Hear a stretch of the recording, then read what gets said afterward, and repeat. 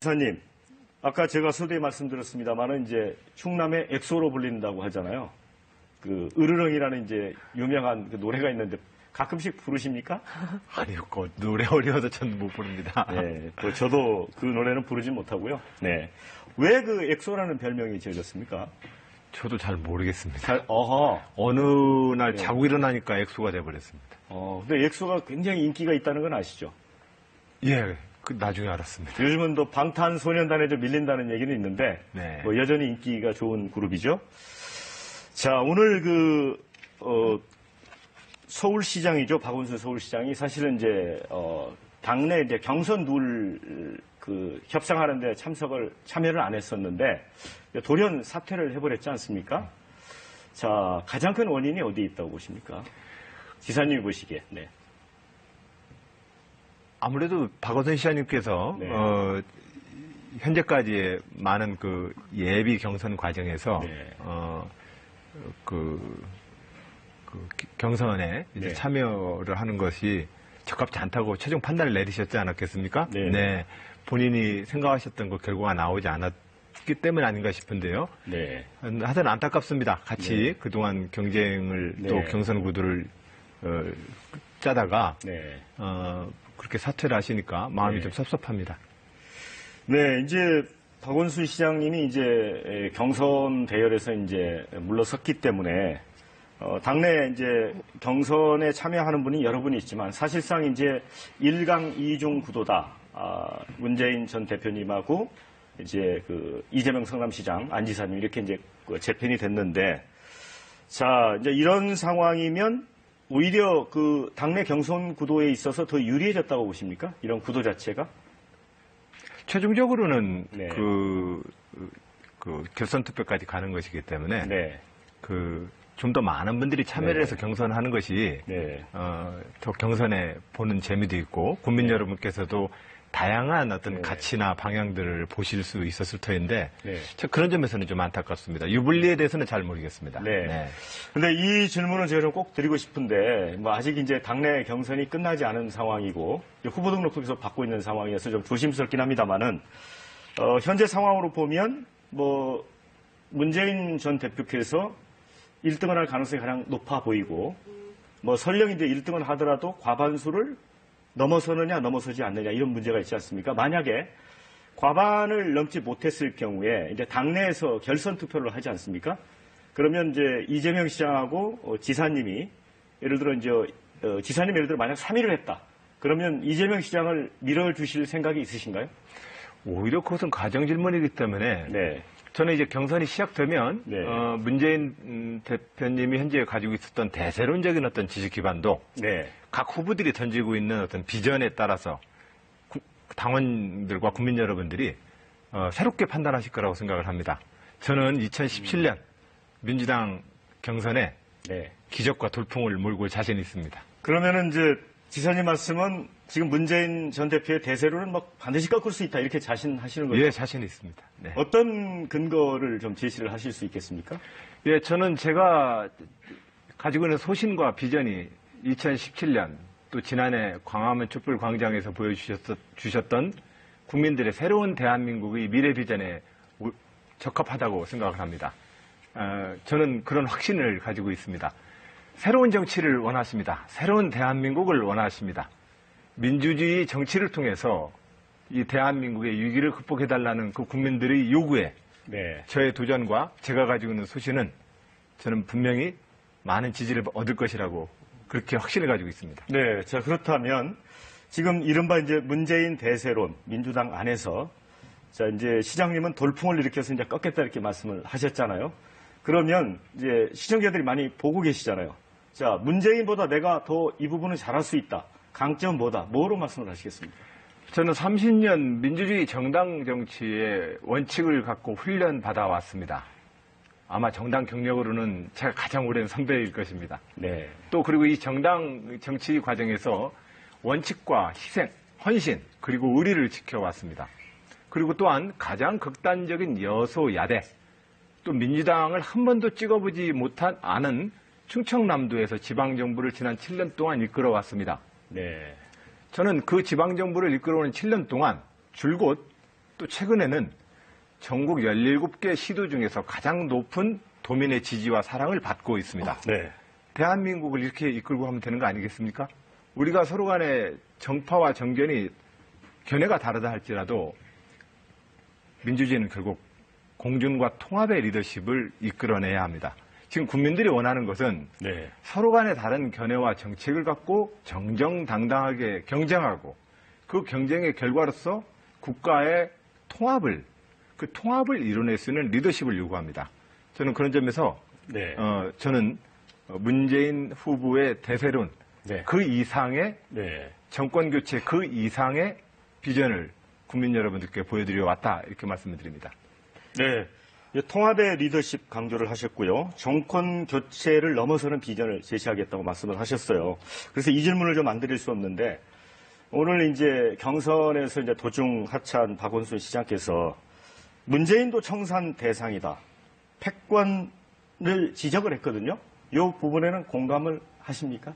지금 친문, 이 패권이라고 하는 지적에 대해서는 저는 동의하지 않습니다. 네. 지금 현재 더불어민주당은 전당대회를 통해서 선출된 추미애 대표와 최고위원회가 효과적으로 당을 이끌고 있다고 저는 믿습니다. 네. 다만 당내에 다수파와 소수파가 있을 수 있습니다. 그리고 그 다수파를 문재인 대표를 지지하고 함께 하시는 분들이 다수파를 형성하고 있는 건 사실입니다. 그 다수파가 좀 더 소수파와의 당내에서의 다양한 열린 마음으로 대화할 것을 요구받고 있습니다만 공식적인 전당대회를 통해서 선출된 당의 권력과 지도체계를 농단하는 네. 그러한 패권은 저는 존재하지 않는다고 생각을 합니다. 네.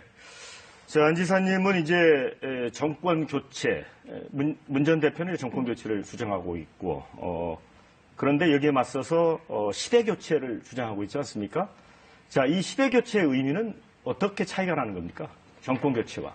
예, 지금 각종 여론조사에서 보면 문재인 전 대표님을 비롯해서 이재명 시장님, 누구를 민주당의 후보로 내세우더라도 정권 교체는 거의 비슷한 비율로 가능하다고 여론조사가 네. 나오고 있습니다.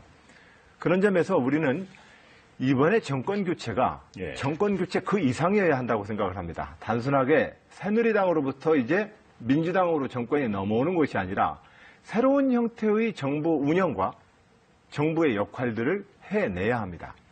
저는 그런 점에서 단순하게 복수혈전식의 정권 교체가 돼서는 안 된다. 또한 그리고 그동안 대한민국이 보여줬었던 네.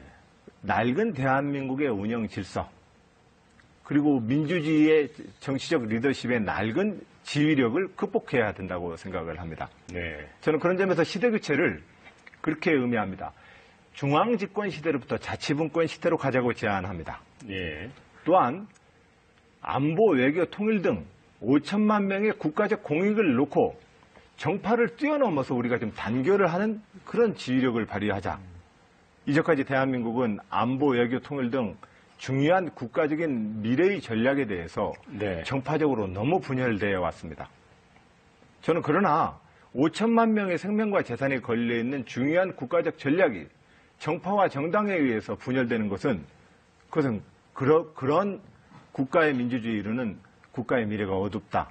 그리고 국민들이 지적하는 것은 바로 그러한 분열과 정쟁의 민주주의로부터 새로운 통합의 리더십을 만들어 달라는 요구가 새로운 시대 교체의 요구라고 생각을 합니다. 네, 또 통합을 강조를 하셨습니다. 그렇다면 자, 시대 교체 안에 문재인 전 대표도 포함이 됩니까?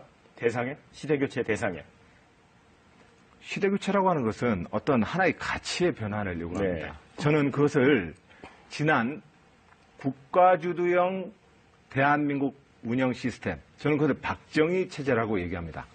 박정희 대통령 시대에 이끌었었던 그런 대한민국의 국가 운영 체제를 극복하자라고 제안을 네. 하고 있습니다. 네. 그리고 또한 정당 문화에 있어서는 정당의 그동안 김대중, 김영삼 총재가 이끌었었던 정당의 민주주의의 한계를 극복하는 새로운 정당의 민주주의 리더십으로 네. 전환하는 것. 그렇기 때문에 거기에 문재인 대표가 시대교체의 대상이 된다고 생각하지 않습니다. 네. 자, 이제 일각에서는 안희정 지사는 차차기를 노리는 게 아니냐. 예를 들어 경선 과정에서 예를 들어 페이스메이커 역할에 그칠 것이다. 이런 얘기를 하는 분들도 있거든요. 반박하시겠습니까? 링에 오르면서 지려고 오르는 선수는 네. 없습니다.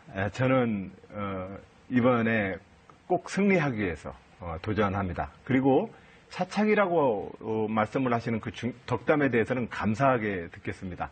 그러나 다음에 기회가 모두에게 또한 저를 위해서 기다릴 거라고 생각하지 않습니다. 네. 언론 인터뷰에서 문재인 전 대표의 그 유약한 이미지는 좀 극복해야 된다. 이런 거를 언급하신 것 같습니다.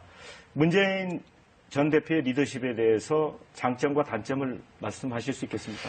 근데 저는 네. 이 문재인 대표에 대한 비평은 정치평론가들이 좀 하면 안 될까요? 네, 네. 저는 제 소신을 갖고 저를 대통령으로 기회를 주신다면 저는 대한민국을 어떻게 하면은 대한민국을 어떻게 이끌 것인지에 네. 대한 저의 소신을 좀 물어봐 주셨으면 좋겠습니다. 네, 그러면요. 저는 부드러운 상대 질문. 후보에 대한 네. 저의 그 비평과 분석이 네.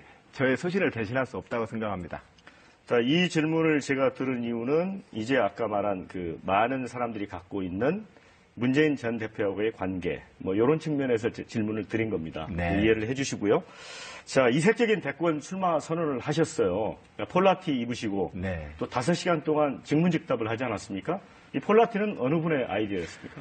저와 같이 일하는 네. 동료들이 권했습니다. 네, 잘 어울렸나요? 아주 평이 좋더라고요. 예. 네, 그 직문직답 형식의 5시간 일방적 출마 선언이 아니라 우리 시민들과 국민 여러분들과 5시간 동안 우리 이 시대의 중요한 많은 질문을 받고 거기에 저의 소신을 말씀을 드리면서 출마 선언을 했습니다. 네. 저로서도 매우 뜻깊은 시간이었고 아주 즐거운 시간이었습니다. 네. 저도 그때 출마 선언 하시는 거 5시간 동안 이렇게 직문직답 하시는 거를 지켜봤는데 좀 인상적인 그 시민 질문이 있더라고요. 어느 분께서 그 말이 좀 평소에 어눌하다 이런 지적을 했었는데 거기에 대해서도 뭐 이렇게 답을 하셨잖아요. 근데 어눌하다는 지적 말고도 평상시에 좀 말이 좀 어렵고 추상적이다 이런 지적도 있거든요. 사실 그 어떤 대통령이 된다면 국민들에게 뚜렷한 이념과 정책 제시를 분명하게 해야 되는데 그런 지적에 대해서 어떻게 보십니까? 저는 대한민국의 미래 비전에 대해서 제 원칙과 소신을 가장 분명하게 얘기해 왔습니다. 분명하긴 하시지만 네. 국민들이 받아들이기 좀 어려울 수 있다는 거죠. 오히려 어렵다고 느끼셨다면 이런 대목일 겁니다. 예를 들면 문재인 후보나 상대 후보에 대해서 그분을 평가하라든지 네, 그분을 좀 더 비판해보라고 하는 질문에는 정말 어렵습니다. 저는 정치에서 경쟁한다는 것이 상대와 싸워서 이기는 게 아니라고 생각을 합니다. 시대와 자기의 소신과 비전을 갖고 시대와 국민에게 선택을 당하는 길인데 그것이 왜 상대방을 깎아내리는 쪽의 논쟁이 돼야 되는지 저는 그 질문 앞에 설 때마다 굉장히 당황합니다. 그래서 제가 거기에 대해서 얼른 대답을 못하면 그 문재인 대표 도와주러 나왔느냐는 질문이 답이 돌아오고 네. 그리고 또 거기에 대해서 분명하게 대답을 못하면 좀 말이 어눌하다고 얘기하시는 거 아닐까.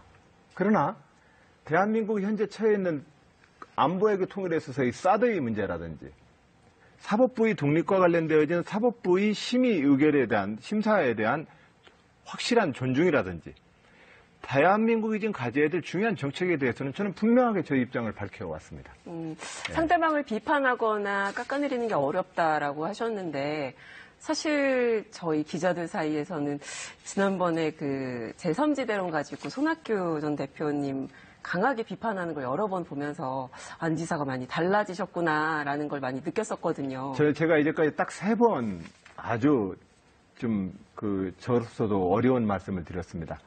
그 3번의 경우는 다 30년 정당 정치인 또 직업 정치인이라고 스스로 선언하고 있는 저희 입장에서 정당 정치 원칙에 반하는 일에 대해서 그러면 안 된다는 입장을 분명히 밝힌 겁니다. 네.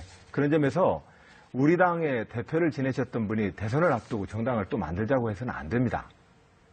그동안 대한민국의 정당 정치, 오늘의 이 위기가 온 건 민주주의가 제대로 작동을 하지 않았기 때문이고 민주주의가 제대로 작동하지 않은 이유는 너무 선거 때마다 이합집산과 무원칙한 정당 정치가 반복되고 있기 때문이라고 저는 생각합니다. 그런 점에서 그런 무원칙한 정당 정치에 대해서만큼은 저는 분명히 단호하게 말씀을 드렸습니다. 네. 그 대표적인 86 운동권 출신이십니다. 처음에는 이게 강한 어떤 진보 성향의 정치인 이런 이미지가 상당히 있었는데 최근에 그 도지사가 되신 이후에는 어떤 보수와 진보를 아우르는 그런 이미지로 좀 바뀐 점이 있거든요. 여기에 대해서 좀 본인이 원래 가지고 있었던 진보 성향의 어떤 진보 야당의 선명성은 좀 옅어진 거 아니냐 이런 지적도 있거든요. 저의 청년기 때 사실은 저는 혁명하려고 했습니다. 정의롭지 못한 현실에 저항하려 했습니다. 그때 저에게 정치는 선과 악이었고 정의와 불의였습니다. 그러나 우리가 87년 60항쟁 이후 이제 합법적인 많은 대통령과 정부를 보면서 우리가 풀어야 될 민주주의의 의회 정치는 선과 악, 정의와 불의의 이분법 싸움을 해서는 이 민주주의는 작동하지 않는다는 걸 저는 깨달았습니다. 우리는 좀 더 각자가 가지고 있는 다양한 견해일 뿐이라고 받아들여야 된다. 그런 점에서 저는 제 소신은 분명하지만 저와 다른 견해와 어떻게든 대화하려고 노력을 해왔습니다. 그리고 이러한 자세로 지난 지방정부 7년을 이끌어왔습니다. 결과는 도민 여러분들이 처음과 달리 386 과격한 도지사가 와서 걱정했는데 지방정부를 잘 이끌었다고 사랑받고 있습니다. 저는 그것이 민주주의의 국민이 원하는 새로운 정치라고 생각을 합니다. 그러면은 그때 출발 서던 때도 말씀하신 새로운 진보라는 거는 어떤 겁니까?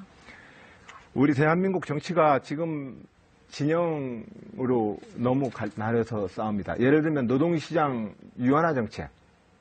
노동시장 유한화 정책을 반대하면은 진보이고 그것을 찬성하면 기업주의이기 때문에 보수일까요? 저는 그렇게 생각하지 않습니다. 과거 자본과 노동이 대립했던 20세기까지의 진보 보수는 그것이 보수일 수 있고 그것이 진보일 수 있었습니다. 그러나 현재에서 산업의 패턴이 이렇게 빨리 바뀌는 현실에 있어서 평생 고용을 보장할 수 있는 직장은 없습니다.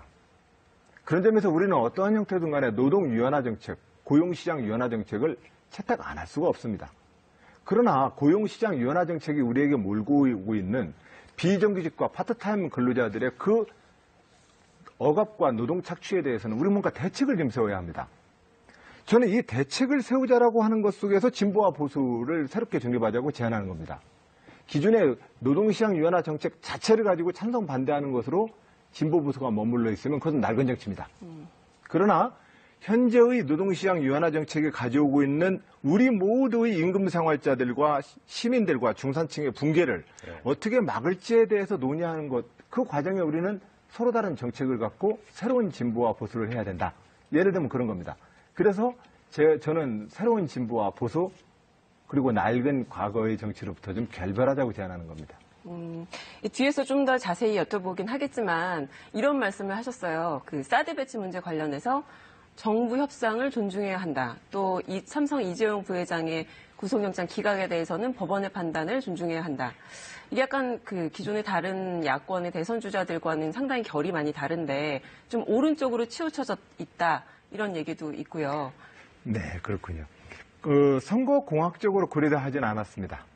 민주주의의 원칙으로 판단을 했고 제가 살고 있는 이 대한민국과 조국의 역사에 충실해서 판단했습니다.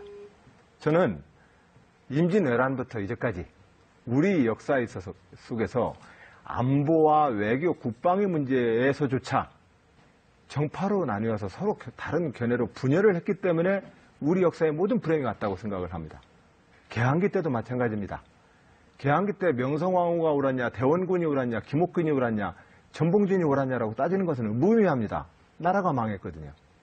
저는 그런 점에서 안보, 외교, 국방 분야에 있어서 초당적인 어떤 지휘력을 우리가 확보해야 된다. 바로 그런 측면에서 지금 현재 찬성과 반대쪽으로 미국과 중국의 이 세계 지투체제 내에서 우리가 국가가 국론이 분열된다면 우리는 100년 전 그 슬프고 원통한 역사를 또 반복하게 됩니다. 저는 그런 점에서 진보 진영에 있어서 저는 제가 박근혜 대통령이라면 저 사드를 이렇게 안 했을 겁니다. 네. 어떻게 그러나 했습니까? 네. 전임 정부가 이미 한미 전략군사동맹 차원에서 합의한 것을 다음번 정부를 이끌 지도자들이 선거를 앞두고 찬성 반대로 네. 싸우는 것 자체가 저는 문제라고 봅니다. 사드 문제는 어떠한 형태가 됐든 이 한반도가 미국과 중국의 이 해안과 대륙 세력의 세력 틈바구니 내에 끼어가지고 고통당하는 쪽으로 우리가 외교 군사 노선을 걸으면 안 됩니다.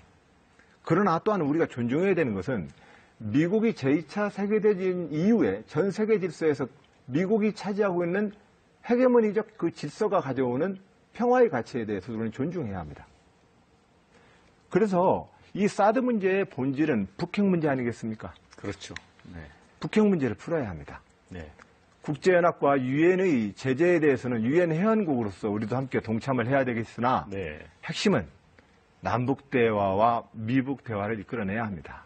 자, 그렇게 말씀을 하셨으니까 오늘 그 민주당 대선 후보 1호 등록자 이제 최성일산 시장 아시죠? 이분이 그 북한은 이제 핵을 전면 포기하고 한국, 미국, 중국 등 이제 국제사회는 북한의 대규모 경제 그 지원 원조를 실시하자. 이게 이제 과거 김대중 정부 때 구상했던 이 포괄적인 일괄 타결 방안입니다. 만약에 대통령이 되신다면 이런 정책을 추진하시겠습니까? 우선은 네. 트럼프 대통령이 이끌고 있는 미국의 새 행정부가 이 동북아시아에 대한 전략 기조를 어떻게 운영하는지를 좀 우리가 살펴봐야 합니다. 네. 그것이 가장 중요한 변수입니다. 네.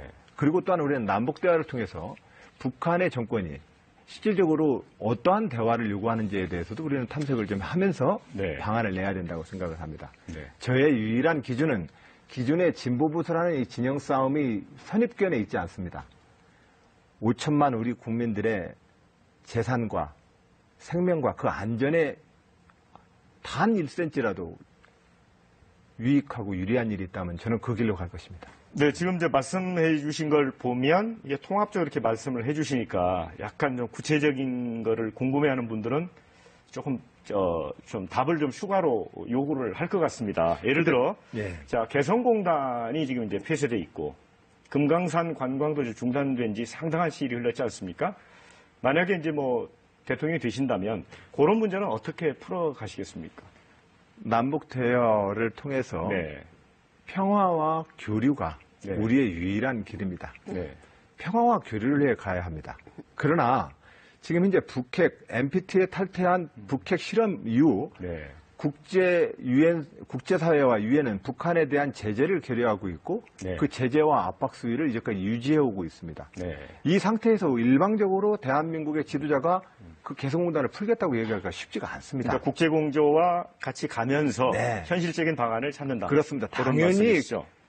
교류와 번영을 향한 교류의 활동을 계속해야 된다는 것은 네. 어김없는 기조입니다. 네. 저는 그런 점에서 김대중 노무현 대통령의 10년을 바라봤던 우리 사회의 보수 진영의 걱정이 있었습니다. 네. 왜 맨날 퍼주기만 하느냐고 늘 걱정했습니다. 그러나 이명박 박근혜 대통령이 이끌어왔던 그 9년 동안의 대북 국제 외교 노선이 네. 아무런 대책이 없다는 사실도 증명된 거 아닙니까? 네. 저는 그런 측면에서 교류와 번영을 향한 우리의 노력은 기조를 유지를 해야 돼. 네. 유지를 하되 국제사회 속에서 준하는 대북 제재 수준에 우리가 함께 동참하는 문제, 또한 네. 북한 인권에 대해서도 국제수위 수준 사회 내에서의 함께 공조를 맞춰나가는 일은 우리 대한민국의 진보부수가 서로 간에 공통의 목표를 가지고 합의할 수 있는 문제라고 생각을 합니다. 네. 그 미국의 이제 태평양 육군사령관이 북한의 핵 위협을 블랙스완, 그러니까 검은 백조에 비유를 했습니다. 이게 하얀색 백조만 있는 것 같은데 도저히 일어날 것 같지 않은데 일어날 수 있다. 그래서 최대 위협이다 이렇게 얘기를 했거든요. 지사님은 북한의 핵 고도와 핵 위협에 대해서 어느 정도나 위험성이 크다고 보시는지요? 그 문제에 대해서 북한이 실질적으로 어느 정도 네. 수준의 핵과 그 핵을 실어 날릴 수 있는 ICBM 등 이동 매개체를 어느 네. 정도 수준에서 개발했느냐는 네. 많은 군사 전문가들도 현재의 수준에 대해서 반신반의하고 있습니다. 그러나 네. 국제사회적으로 북한이 핵실험을 통해서 핵을 실질적으로 네. 실험을 통해서 보유하고 있다는 사실에 대해서 국제적으로는 네. 전반적으로 그 북한의 핵 문제를 네. 위험한 상황으로 인정하고 있습니다. 네. 다만 그 북한이 핵을 보유함으로써 북한이 얻고자 하는 그 이득이 뭔지 또 네. 우리는 이 상황을 어떻게 하면 한반도의 비핵화 프로세스라고 하는 최종의 결론을 이끌기 위해서 네. 우리는 어떻게 노력해야 될지가 차기 정부가 지금 노력해야 될 가장 중요한 과제 아니겠습니까? 네. 네네. 자, 이 안보 관련해서 질문 하나 더 드리겠습니다. 네. 그 지난해 그 주 영국 주재 북한 공사를 하다가 이제 귀국한 태영호 공사 아시죠? 그분이 아마 오늘인 것 같습니다. 외신 기자들과 만나서 북한의 인민 봉기가 확산될 조짐이 있다. 그래서 외부에서 한국을 포함해서 이제 서방 세력이 정보 유입을 USB나 여러 가지를 통해서 해야 된다라고 주장을 했거든요. 이게 사실은 어찌 보면 이제 북한 정권에 이게 개입을 하는 건데 이런 주장에 대해서는 어떻게 생각하십니까? 14 남북 공동성명에서부터 네. 6.15, 14 그리고 노태우 대통령의 77 남북선언까지 기본은 네. 서로 간에 존중하자는 거였습니다. 네. 비방하지 말고 존중하자는 네. 거였습니다. 이 존중과 비방하지 말자는 대원칙을 우리 대한민국 정부는 지켜야 합니다. 네. 그리고 그 속에서 북한 내부의 민주화운동과 인권 문제에 대해서는 국제사회와 함께 보조를 맞추는 정도일 거라고 생각합니다. 그리고 어떤 경우든 간에 남북 간의 폭력적인 전쟁의 양상 또 폭력적인 어떤 급변 사태를 안정적으로 이끌어야 합니다. 네. 네. 자, 이제 사드 배치와 관련해서 중국이 사실 이제 한국에 대해서 많이 보복을 하고 있지 않습니까? 화장품이라든가 여러 가지 차원에서 이 다차원적인 이제 보복을 하고 있는데, 자, 이 문제는 아까 말씀드린 대로 이제 미국과의 이제 한미 동맹 차원에서 사드 배치 문제에 대해서 우리가 또 어떻게 입장을 바꿀 수 있는데 한계가 있고, 근데 중국은 굉장히 또 그 부분에서 반발하면서 압박을 하고 있고, 이 문제는 만약에 대통령이 되신다면 어떤 식으로 해결을 하실 것 같습니까? 우선 트럼프 대통령과 시진핑 네. 주석을 만나서 각자의 이해관계를 네. 정확하게 파악해 보겠습니다. 네. 이 문제는 외교 전문 관료들의 판단도 중요하고 군사 네. 전문가들의 전문적 판단도 중요합니다만 최종적으로는 이 아시아 권역을 네. 미국은 어떻게 관리할 것인지에 대해서 그 전략이 대한민국에게 위협이 되지 않도록 네. 한미 동맹 간의 합의를 얻어내는 것이 가장 중요합니다. 네. 예, 그걸 통해서 우리가 오랫동안 염원해온 우리 대한민국을 주변한 이 동북아시아의 다자 평화 구도를 만들기 위해서 저는 노력하겠다는 말씀 올립니다. 네. 자, 위안부 합의 관련해서도 좀 여쭤보고 싶은데요. 일부 이제 대선 주자들은 합의를 무효하겠다 이런 주장도 있고 여러 가지가 있습니다. 10억엔을 되돌려주겠다 이런 주장도 있고 안 지사님은 이 부분은 어떻게 보십니까? 일단은 전쟁 범죄와 인권 피해에 대해서는 네. 정부 간 협상으로 그것을 없던 일로 만들 수가 없습니다. 네. 전쟁 범죄는 시효가 없습니다. 네. 그런 측면에서 저는 전쟁과 침략 그리고 전쟁 범죄의 지난 과거사에 대해서는 네. 저는 전 세계적으로 그것을 풀어내는 유일한 방법은 진실 앞에 화해하는 길밖에 없습니다. 네. 저는 지난 세기 일본이 침략 전쟁으로 인해서 아세아 많은 국가와 지역에서 인권의 탄압과 네. 인권의 유린과 그리고 살인 행위가 있었습니다. 이것에 대해서 우리는 아시아 모든 국제적인 공조를 통해서 민간 차원의 진실을 밝히고 네. 화해에 이르는 활동을 끊임없이 지원할 것입니다. 그러나 현실의 경제와 외교 문제는 또한 다른 영역이라고 생각을 합니다. 네. 대한민국의 정치인으로서 참 어려운 주제입니다. 일본에서 신사참배 한번 사진만 나오면 네. 우리도 뭔가 강경한 얘기를 쏟아내야 되고 네. 일본이 독도에 대해서 한마디만 나오면 우리는 또 독도에 가서 우리의 애국심을 시험해야 되는 이 정치를 계속하고 있습니다. 그러나 이 문제는 대한민국의 이런 구조를 통해서는 대한민국의 미래가 저는 안 열린다고 생각합니다. 네.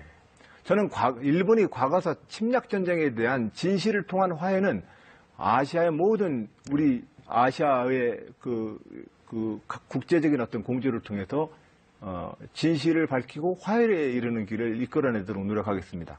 그러나 현실의 경제, 외교, 군사 문제에 대해서는 좀 더 높은 수준의 네. 한일의 협력 관계를 이끌어내도록 저는 국민 여러분들께 한일 관계를 이 투 트랙으로 좀 이끌게 허락해 주십시오라고 좀 부탁드리고 있습니다. 네. 그러면 이제 얼마 전에 이제 그 합의가 된 한일 군사 정보 보호 협정 이 건도 이제 같은 동일한 수준에서 생각을 하시는 건가요? 그것은 아시아에 있어서의 다자 평화안보 체제라는 네. 미래의 구상에 들어가야 합니다. 네. 저는 한미일이 군사동맹을 통해서 미국의 중국의 대중국 봉쇄 전략을 한미일 군사동맹이 목표로 한다면 그것은 이 아시아 지역은 중동에 의해서 또 다른 분쟁 지역이 됩니다. 네. 그러나 그것은 사실은 현실적으로 대한민국의 안전과 이익에도 부합하지 못할 뿐만이 아니라 미국이 이끌어야 될 21세기 새로운 질서가 될 수 없습니다. 네. 지금 미국에 있는 많은 중산층과 미국의 많은 서민들의 삶은 메이드 인 차이나를 통해서 그들의 임금이 보장되고 있는 거 아니겠습니까? 네. 지난 동서 미수의 냉전 체제에 다루듯이 지금 미중 관계는 갈 수가 없다. 네. 저는 그런 점에서 아시아의 이 다자 평화 구상을 만들어내는 데 있어서 한일 군사 정보 조약이 어떤 역할을 할지를 꼼꼼히 살펴보고 네. 그러한 미래를 향해서 함께 공조할 수 있도록 한일 간의 경제 외교적인 또 군사적인 협력의 방안을 찾아내겠다는 말씀을 올립니다. 네, 이제 정치 분야 좀 저희가 너무 외교 안보 쪽으로 와서 네. 다시 돌아가 보겠습니다. 김종인 전 대표 만나셨죠? 김종인 전 대표 만나셨습니까? 예, 종종 뵙습니다. 네, 최근에 어떤 말씀을 하시던가요? 평소에 보면 김종인 전 대표는 우리 안희정 기사님을 엄청 높게 평가를 하시더군요. 예, 그 당내 네. 여러 어르신들께서 네, 저를 무척 이뻐라 해주십니다. 네. 혹시 이제 박원순 이제 그 시장이 이제 대선 경쟁 구도에서 이제 내려왔기 때문에 혹시 그 안희정 기사님을 어떤 비문의 어떤 대안으로 보는 측면에서 그런 말씀은 없으셨습니까? 말씀 못 하시겠지만. 네. 저는 기본적으로 비문, 반문 이러한 그룹핑에 서 있지 않습니다. 네네. 제가 원하는 것은 새로운 대한민국입니다. 네. 저는 새로운 대한민국을 위해서 새로운 민주주의 정치 지휘력으로 서고자 하는 것입니다. 네. 그렇기 때문에 저는 그 어느 누구에도 네. 누구를 반대하는 그런 그룹핑으로서 정치를 하지 않습니다. 네, 네. 알겠습니다. 앞으로도 그렇게 하지 않을 네. 겁니다. 네. 정화영 기자 질문을 해보시죠. 네. 그러니까 비문 이런 것과는 관련이 없다라고 말씀을 하셨는데 사실 그 안희정 지사 얘기를 하면 고 노무현 전 대통령 얘기를 안 할 수가 없거든요. 노 전 대통령의 오른팔로 불렸지만 그 참여정부 당시에는 어떤 공직을 맡으시진 않으셨단 말이죠. 그럼에도 불구하고 안희정 지사 하면 대표적인 친노로 여전히 친노라는 수식어가 따라다닙니다. 이거는 어떻게 생각하십니까? 저는 민주당의 역사에서 김대중 노무현의 역사를 끝까지 지키고 그 역사를 위해서 헌신한 사람입니다. 그렇기 때문에 저한테 김대중 노무현의 그림자를 지우라는 것은 그건 있을 수 없는 얘기입니다. 그 그림자를 지으라는 게 아니라 네. 어떤 친노라는 그 단어로 대표되는 이미지가 있지 않습니까? 저는 아주 긍정적인 어떤 의미로 친노와 친 김대중, 저는 김대중과 노무현의 역사를 하나로 엮고자 노력했습니다. 지금 현재 우리 민주당의 역사가 김대중의 역사와 노무현의 역사를 자꾸 분열 앞에, 유기 앞에 서 있습니다. 저는 지난 7년 전에도, 8년 전에도 2008년 민주당 전당대회 최고위원회에 도전할 때에도 이 분열의 역사를 막은 바가 있습니다. 그 김대중과 노무현의 역사는 하나이고 민주당의 정체성이라는 것을 강조함으로써 전당대회에 저는 최고위원으로 당선되었습니다. 오늘날에도 지금 현재 국민의당의 분열 이후 김대중의 역사와 노무현의 역사가 다시 분열의 유기 앞에 서 있습니다. 저는 우리 민주당의 역사를 이런 분열의 유기로 그 나락으로 빠지는 것을 저는 막기 위해서 모든 노력을 다하고 있습니다. 그렇기 때문에 저한테 친노라고 하는 것 그 이상의 민주당의 적자이자 장자 안희정이라고 불러주셨으면 좋겠습니다. 네.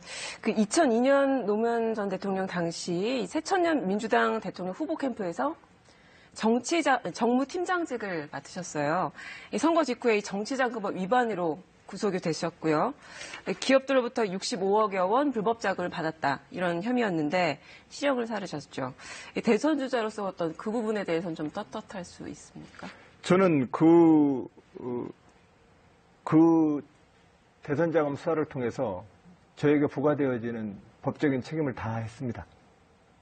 그리고 그 법적인 벌을 다 받고 난 이후에도 일체의 공직에 나가지 않았습니다. 네. 그래서 당시 안희정이 어떤 그 십자가를 짊어졌다 이런 말도 있었는데요. 저는 제가 말씀드리고 싶은 건 그런 과정을 통해서 제가 치루었던 그 고통의 시간이 정치자금법 위반이라고 하는 저의 잘못에 대해서 어느 정도 다 갚았다라고 말씀드릴 수 있는지는 송구스럽습니다만 저는 충분히 제가 할 수 있는 만큼의 자기 책임을 다해왔고 또한 전당대회를 통해서 당원으로부터 또 2010년, 14년 지방정부의 도지사로 선출됨으로써 도민으로부터 이미 정치적으로 복권됐다고 생각을 합니다. 네. 제가 아까 좀 전에 안희정 지사 하면 노무현 전 대통령을 떠올리게 되고 그런 말씀을 드렸는데 또 노무현 전 대통령 외에도 문재인 전 대표도 함께 이제 연관이 되는 그런 분이신데 그럼에도 불구하고 어떤 두 분과는 다른 안희정만의 그 선명성이 좀 더 필요하지 않냐 이런 지적이 있습니다. 자세히 보이면 다릅니다. 네. 저는 이미 정당 정치의 큰 원칙으로 포용과 통합의 정치를 실천해 왔습니다. 그리고 기존의 진보와 보수라는 낡은 그 이념의 구도를 뛰어넘어서 새로운 민주당의 길, 새로운 진보의 길을 이미 저는 뚜벅뚜벅 걸어가고 있습니다. 저는 그런 점에서 저는 그 어떤 후보보다도 제가 말하는 국민이 요구하는 새로운 정치와 민주주의의 지도자로서 지금 성장하고 있다. 성장해왔다. 이 말씀을 드리고 싶습니다. 네, 지사님, 이번에는 복지 관련 좀 질문을 드려볼게요. 이제 진보하고 보수를 다 이제 뛰어넘는 이제 새로운 리더십을 말씀을 하고 계시는데 제가 혹시 말씀드리는 발언을 어느 분이 했는지 한번 맞춰보세요. 왜 부자에게 밥을 주느냐? 어느 분이 혹시 정치인이 말씀하신 건데 기억을 하시겠습니까? 못하겠습니다. 홍준표 지사가 무상급식에 반대하면서 하신 말씀이고요. 또 한 가지, 과잉복지는 반드시 증세를 가져올 것이다. 또 미래 세대에 무거운 빛을 지운다. 이거는 어느 분이 하신 말씀 같습니까? 이거는 오세훈 전 서울시장이 무상급식 투표에 책임을 지고 물러나면서 하신 말씀입니다. 그런데 출마 선언문 보니까 국민은 공짜 밥을 원하지 않습니다. 굉장히 인상적인 거고 그 앞에 이제 논리적으로 설명을 잘 해주셨어요. 자, 이런 부분에 대해서도 많은 분들이 이제 아까 말씀하신 진보와 보수를 뛰어넘는 안희정 지사의 이미지를 좀 떠올렸거든요. 자, 어찌 보면 이제 홍준표, 오세훈, 안희정 같은 맥락에서 읽힐 수 있는 부분이 있거든요. 그렇다고 제가 말씀을 했는데 괜찮습니까? 이렇게 표현해도? 저는 복지국가를 네. 지향합니다. 네. 그 모든 논쟁은 사실상은 복지에 대한 원칙과 철학을 결여한 채 네. 선거를 앞두고 정쟁식으로 서로 간에 장군 멍군하는 문답에서 나온 말들입니다. 네. 제가 말하는 공짜밥은 없다라고 하는 것은 우리가 말하는 모든 것은 국민이 낸 세금으로 운영합니다. 네. 그렇기 때문에 우리가 하는 모든 재정은 국민들에게 공짜밥일 수는 없습니다. 네. 공짜밥이 있어서는 안 된다라고 하는 것은 복지 재정과 복지 제도를 설계할 때 그 원칙이 근로 능력이 있는 분께는 일자리를 통해서 그 일자리의 소득을 통해서 보장해 주는 것이 가장 적극적인 일자리 복지이고 복지 제도와 정책을 처음으로 설계할 때는 근로 능력을 상실했거나 네. 근로 능력을 아직 형성하지 못한 아동 유아기에 대해서 네. 또는 장애인에 대해서 우리 사회가 어떠한 의무를 다할 것이냐의 측면에서 복지정책의 철학은 세워져야 된다. 네. 그런 측면에서 복지제도와 복지재정의 재원칙을 다시 천명한 겁니다. 네. 자, 이제 그런 우리 안 지사님의 발언에 대해서 이재명 시장은 조금 거친 표현인데 공짜라는 표현은 이 구태 보수 세력이 쓰는 말이다 이렇게 받아쳤거든요. 이 부분 때문에 사실 이제 약간의 논쟁이 있었죠. 저는 논쟁은 네. 없습니다. 논쟁을 그걸 특별히 충분히 그렇게 서운하실 만합니다. 네. 그렇게 제 말씀에 대해서 복지를 강조하시는 분들이 네. 안희정 지사가 왜 저런 말을 했을까라고 서운해할 수 있습니다. 네.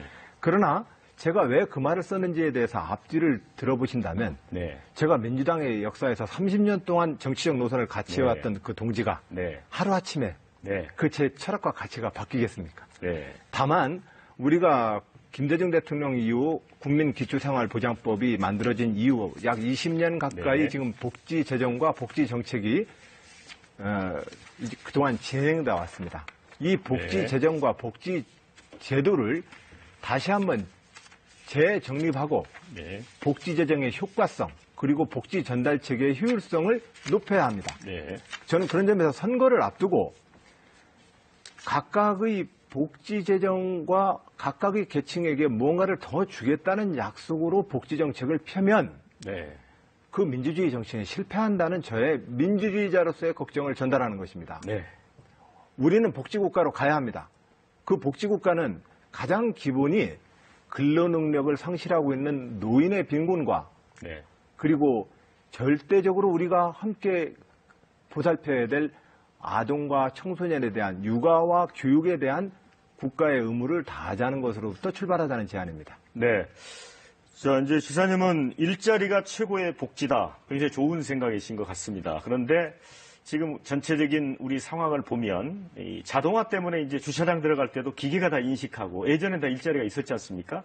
그 다음에 AI, 인공지능이 이제 등장하면 오바마 보고서에 보면 지금의 그 일자리의 한 48%가 10년 내에 사라진다. 이런 얘기가 있거든요. 자, 이런 미래 상황에 대비해서 어떤 정책을 펴시겠습니까? 지금 미래 상황의 AI 상태에 대해 네. AI 상태에 우리가 일자리가 기존의 일자리가 줄어들 거라는 미래 보고서는 네. 예, 우리가 지금 장기적으로 대비해야 합니다. 네. 저는 그러나 지금 현재 일자리가 가장 적극적 복지라는 측면에서 네. 현재 대한민국의 일자리 숫자가 절대적으로 부족한 건 아닙니다. 네. 가고 싶은 일자리가 없는 겁니다. 미스매칭이 된다는 말씀이시죠? 네. 2차, 3차 재하청, 하청 중소기업에 가면 외국인 노동자들 뿐입니다. 네. 그것은 대기업 본사가 100만 원 받을 때 1차 중소기업이 50만 원 받고 네. 재하청 기업이 35만 원 받고 이러한 일자리의 임금소득의 양극화의 문제 때문에 그나마 있는 일자리 개수도 우리가 다 우리의 의미 있는 일자리가 안 되고 있는 것입니다. 그러면 이 노동시장에서의 임금 양극화와 임금 양극화로 표현되어지는 이 일자리의 양극화를 어떻게 펼 것인지를 우선 우리가 정책적 주안점으로 삼아야 합니다. 네. 그리고 또 한편으로 보면 새로운 산업과 투자가 일어남으로써 일자리가 일어나야 합니다. 만들어져야 합니다. 근데 왜 새로운 산업과 투자가 일어나지 않겠습니까? 네. 이명박 대통령과 박근혜 대통령이 청와대에서 재벌 총수 불러서 그렇게 압박을 가해도 그 투자가 일자리의 개수 증가로 나오지 않습니다. 네. 그건 너무나 당연합니다. 우리 사회 기업가의 도전 정신이 언제부턴가 거의 고갈돼 버렸습니다. 기업가들의 도전 정신은 현재의 독점적인 대기업 독점적인 산업 구조 내에서 어떠한 기업가 도전 정신도 성공할 수가 없습니다. 우리가 경제 민주화를 얘기하는 것은 가장 핵심은 이 일자리를 늘리는 가장 첫 출발이 되고 있는 기업가의 도전 정신을 일깨우기 위함입니다. 도전 정신이 다시 살아나려면 그 기업가들이 이건 도전해봤자 불공정한 시장 구조 내에서 네. 망할 것이라고 믿는다면 기업가들은 투자 못합니다.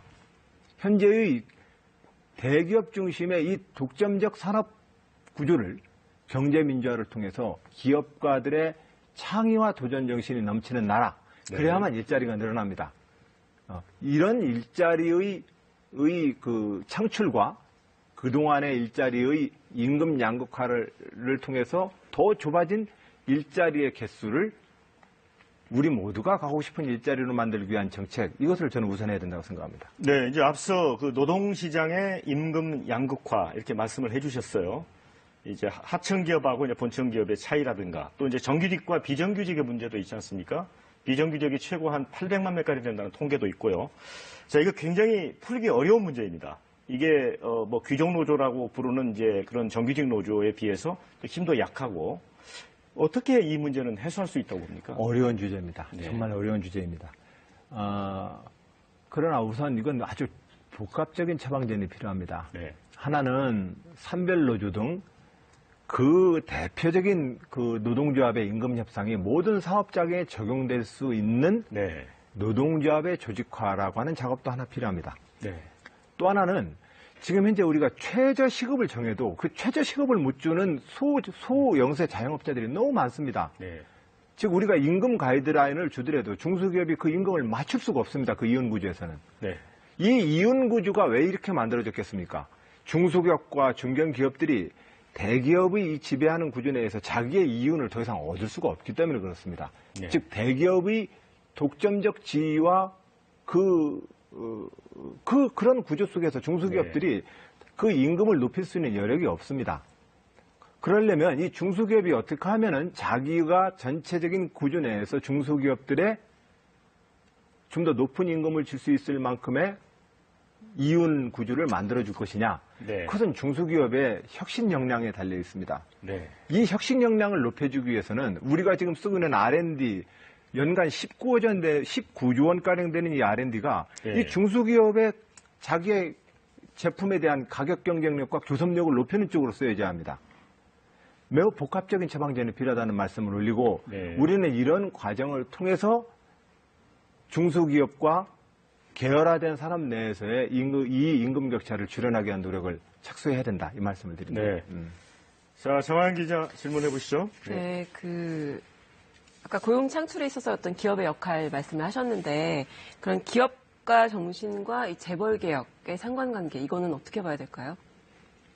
그건 상관관계가 아주 매우 깊습니다. 네. 예, 현재의 대한민국에서 웬만한 뭘 개발을 해도 대부분 지금 재벌과 대기업들의 문어발식 그 계열기업 내에 다 포함되어 있습니다. 그러니까 그 지배구조 내에서 그 기업들의 도전은 성공하기가 매우 어렵습니다.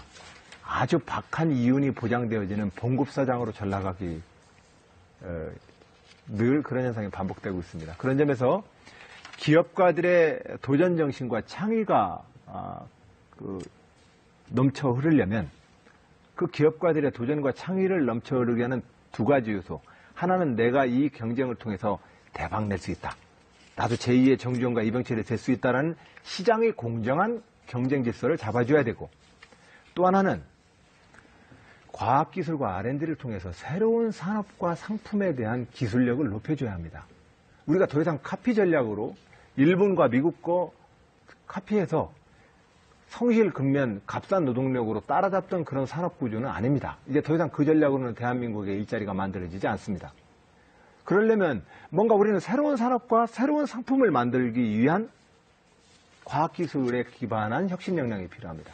기업가의 도전정신, 과학기술에 기반한 새로운 혁신 역량. 예, 이런 것들이 기업가들의 그 도전을 가능하게 만들 거라고 생각합니다. 최근에 이제 법인세 인상 관련해서 목소리가 높은데요. 안 지사님은 법인세 인상 구체적으로 몇 % 인상해야 된다 이런 의견 어떤 의견 있으십니까? 우선은 세금을 더 거두려면 그 돈 어디다 써야 되는지 먼저 말해야 되는 거 아닙니까? 정부가 이러이러한 살림과 쓰임새가 있습니다, 국민 여러분. 그래서 돈을 더 거둬야 되겠습니다. 돈을 더 거둬야 되겠는데 현재의 구조로 보면은 법인세에서 조금 이렇게 더 거둘 수 있고 부가가치세에서 조금 이런 여력이 있고 이렇게 국민 여러분께 설득 말씀을 드려야 되지 않겠습니까? 밑도 끝도 없이 법인세 몇 프로 올리자라고 하면 당장 논쟁이 OECD 평균이 얼마고 시류세율이 얼마고 이 논쟁하다가 또 날셉니다. 그리고 기업들은 기업들대로 또 못 살겠다고 그러고. 그러니까 정부가 어떤 일을 하는데 어떤 재정 수위가 필요합니다를 먼저 말하고 그리고 나서 국민들의 그 동의하에 우리는 세금을 그럼 효과적으로 어디에서 더 증세할 수 있는지를 논의하는 게 순서다. 저는 그런 점에서 국민들께 어떠한 정부가 쓰고자 하는 재정 지출 수위에 대해서 먼저 소상하게 설명을 드리는 것이 우선이라고 생각합니다. 알겠습니다. 경제 문제는 이쯤 여쭤보기로 하고요. 개헌 관련해서 개헌에는 찬성 입장인 걸로 알고 있습니다. 그래서 조금 헷갈리는 부분이 일전에 이 민주주의의 과제는 제도의 문제가 아니라 어떤 운영 능력의 문제다. 그러니까 제도 개혁보다는 어떤 운영 리더십이 더 중요하다. 이런 말씀을 하셨는데 이게 어떤 의미인지. 제왕적 대통령제 폐해라고 하는 부분에 대해서 제가 그리 대답을 드렸습니다. 현재의 우리의 헌법도 사실상은 우리의 낡은 정치 문화 때문에 더 꼬이는 것이라고 저는 믿습니다. 그러나 저는 앞서 말씀드렸던 것처럼 오래전서부터 헌법 개정에 대한 주장을 해왔습니다. 우리가 지금 헌법 개정의 필요성을 저는 그렇게 말씀을 올립니다. 중앙집권 국가로부터 자치분권 국가로 가야 한다고 저는 주장해왔습니다. 그것이 제왕적 대통령제의 폐해의 가장 큰 문제입니다. 대통령 한 분 뽑아놓고 우리 지역에서 대통령을 배출하지 못해서 우리 지역 발전에 손해봤다는 수준에서 우리가 대통령 선거를 치르고 국회의원 총선거를 치른다면 이 나라는 계속 분열되게 되어 있습니다. 그럼 결과적으로는 우리 지역에서 대통령 안 나왔기 때문에 우리 지역이 낙후됐다는 얘기를 우리는 반복할 것입니다. 그리고 그것에 기반해서 현재 대한민국의 정당 정치가 작동하고 있습니다. 이 구조로는 국가의 공익을 위해서 어떤 합의도 못 만들어냅니다. 저는 이 국가의 분열을 극복해야 되는 것이 지금 가장 중요한 문제이고, 이 문제를 위해서 우리는 우리 지역에서 대통령 안 나와서 우리 지역 손해봤다라고 하는 이 이야기를 원천적으로 그 불공정을 막을 수 있는 자치분권 시대로 가자. 그리고 현재의 제왕적 대통령제의 폐해 내에서 제가 운영의 묘라고 얘기했던 것은, 현재의 헌법도 총리를 국회에서 과반을 점하는 다수파가 인준을 안 해주면 총리 임명이 안 됩니다. 그런데 현재까지는 제가 대통령 됐으니 제 사람 좀 총리 추천하면은 통과를 시켜주십시오. 통과를 안 시켜주면 대통령 일 못하라고 방해하는 거 아닙니까? 이 수준에서 싸움을 계속했습니다. 그러나 현행 헌법 체제로 본다면 의회의 과반을 점하는 다수파와 국정을 협치하라고 있는 것이 현재 헌법이라는 말씀드립니다. 지사님. 자, 이제 트럼프 대통령이 이제 업무를 시작했지 않습니까? 그런데 오늘 보니까 미국 다우 지수가 처음으로 2만을 돌파했습니다. 이게 일자리하고 이제 성장에 대한 더 친시장 행보와 관련이 있다, 이런 이제 분석 외신 기사들이 나오고 있고요. 그런데 보면 지지도는 사실 38%인가로 시작을 했어요. 그런데 또 오바마 대통령은 퇴임했는데도 거의 뭐 지지도가 60%에 육박했지 않습니까? 자, 지지도하고는 다른 또 시장의 반응이 있거든요. 이런 부분에 대해서는 어떤 생각이 드세요? 시장의 반응이 그 정치 지도자들의 네. 태도 때문에 오는 것도 있고, 네. 시장 자체의 순환 사이클 때문에 오는 네. 경우도 있습니다. 네. 예를 들면 클린턴 대통령 때 미국 경제는 매우 좋아졌습니다. 네. 그러나 그 클린턴 대통령의 어떤 정책이 그 당시에 주식시장과 미국 경제의 활성화와 연관되어 있습니까? 취임하자마자 1, 2년 만에 미국 경제가 좋아졌는데 네. 클린턴 정책 때문에 그랬을까요? 그것은 이미 정치인들이 사실은 선거 때 네. 경기 순환과 시장의 흐름을 자기의 정치적인 어떤 결과라고 너무 과잉선전하고 있습니다. 네. 정치는 민주주의를 통해서 그 사회 구성원들이 내 성실한 땀과 노력이 배신당하지 않을 것이라고 하는 그 신뢰를 주는 것이 정치입니다. 네. 그 속에서 기업인들은, 노동자들은, 성실한 우리들의 시민들은 살아갑니다. 그런데 지금 현재 말씀드렸던 것처럼 트럼프 대통령이 시장에 주는, 예를 들면은 연준에서의 금리 인상에 대한 안전적인 네. 예측 가능성에 대한 예측 가능성을 투명성 있게 해주는 연방준비은행의 금리 네. 정책도 한몫했을 것이고, 그리고 그것이 바로 고립주의를 선택한 트럼프의 어떤 경제적 전략 때문에 시장이 반응했다라고 보는 것은 제가 볼 때는 그건 지나친 분석입니다. 네. 정치와 경제의 순환 사이클에 대해서는 저는 좀 분리해서 생각을 해야 되는 것이 저는 옳다고 생각합니다. 네. 제가 좀 복합적인 질문으로 어렵게 한번 준비를 해봤는데 제가 상상했던 것보다는 답변을 잘 하신 것 같습니다. 그렇습니까? 네. 자, 이제 2017년에 요구되는 시대 정신이 있지 않습니까? 안희정이 바라본 시대 정신은 어떤 걸까요? 국민 여러분들께서 맨날 정치인 네. 요구하지만 사실상은 정치에 제일 관심 많으십니다. 네. 왜 그러신다고 생각하십니까? 저는 정치가 가장 중요하다고 국민들은 잘 알고 계시기 때문에 그렇습니다. 네. 그런데 이 정치가 잘 네. 가는 길이 무엇일까요? 네. 저는 그것이 민주주의 제대로 하는 일이라고 생각합니다. 이 민주주의는 아주 많은 요소들을 필요로 하는데 좋은 리더십을 요구하고 있고 네. 좋은 법과 제도를 요구하고 있고 좋은 시민의 참여와 의무를 요구하고 있습니다. 네. 저는 그런 점에서 새로운 시대의 정신, 그것은 민주주의 제대로 해라라는 국민의 명령이라고 생각합니다. 네, 저희는 이제 사실은 그 사상 초유의 대통령 국회 탄핵, 이제 헌재 심판을 기다리고 있는데, 물론 이제 헌재 결정은 저희가 이제 지켜봐야 되겠습니다만은, 국가 리더십이 사실상 부재한 상태 아니겠습니까? 그래서 차기 대통령이 이런 측면에서 꼭 가져야 될 리더십은 어떤 측면에서 어떤 게 필요하다고 보십니까? 저는 민주주의에 잘 훈련된 분이셨으면 합니다. 네. 민주주의라고 써놓고 내가 대통령 되면 다 해결해 줄게. 그 네. 민주주의 리더십 아닙니다. 네. 민주주의 대통령은 총통이 아닙니다. 네. 근데 지금 현재 대통령 선거에서 모든 후보들이 내가 대통령 되면 한 방에 다 해결할 것처럼 얘기합니다. 네. 그거 위험합니다. 네. 어차피 많은 것들은 의회의 토론을 통해서 법과 제도를 정비를 해야 되고 네. 또 많은 우리 시대의 과제는 노사 합의라든지 시민의 참여라든지 우리 모두가 참여를 통해서만 더 나은 나라로 갈 수 있습니다. 네. 그런데 현재 많은 선거 때마다 많은 정치인들이 나를 뽑아주면 모든 것이 일거에 다 해결할 것처럼 얘기합니다. 네. 그것은 제가 볼 때는 거짓말이라고 저는 봅니다. 네. 민주주의 정치 지도자가 할 수 있는 성질의 말이 저는 아니라고 봅니다. 그리고 그런 말에 대해서 국민들이 사실상은 신뢰하지도 않습니다. 네. 저는 그런 점에서 저는 새로운 정치를 하고 있다고 생각합니다. 네. 저는 민주주의 헌법을 준수할 것이고 민주주의 헌법에 따라서 좋은 정치인으로서 대화와 타협을 통해서 국가를 통합으로 이끌 것입니다. 또한 저는 또한 이 국가의 주인인 시민들의 네. 희생과 헌신을 또한 요구합니다. 그러지 않으면 우리 이 시대의 과제는 네. 저는 풀리지 않는다 생각합니다. 자, 장시간 말씀 감사합니다. 네네.